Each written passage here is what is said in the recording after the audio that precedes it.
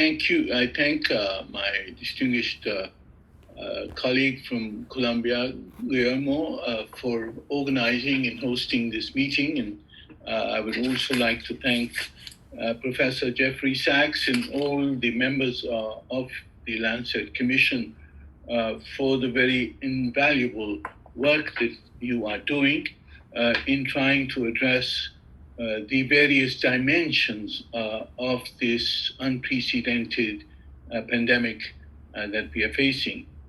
I would like to mention that as the president of the Economic and Social Council, we have been also very focused on trying to address certain dimensions of the pandemic.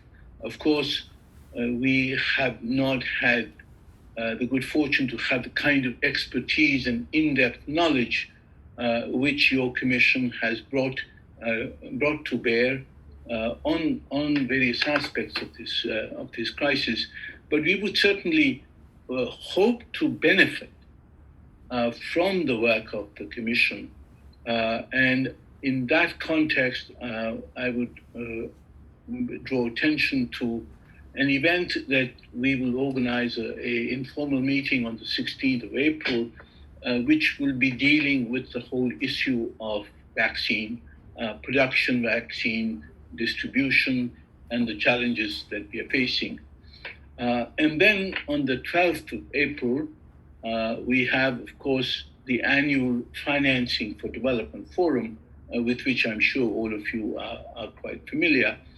This is, of course, a critical year, and we are addressing a number of issues. The central point for my taking the floor is, of course, we have had a year to look at the various aspects of this pandemic, its impact on various countries, the responses that we've had. But now I believe it is time for governments to come to conclusions and to take decisions. Some of the decisions have been taken. I think that the SDR creation, as Professor Sachs mentioned, it has been a very important development. And I would like to commend both the managing director of the IMF as well as the US Treasury Secretary for taking the bull by the horns and taking the decision to move forward on this, which will have a critical impact, especially for the low-income countries, in being able to cope with this crisis. But there are so many other dimensions of the financial challenges that we are facing that we need to address. How do we reallocate the unused SDRs?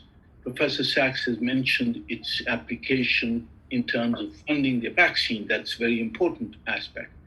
But there are also many different ways that we could use this reallocation to address the financial gap of the developing countries, the balance of payments crisis, the emergency financing they need, not only for health, but also to keep their economies afloat. I think this is a debt crisis, a mounting debt crisis involved. 7 defaults have happened.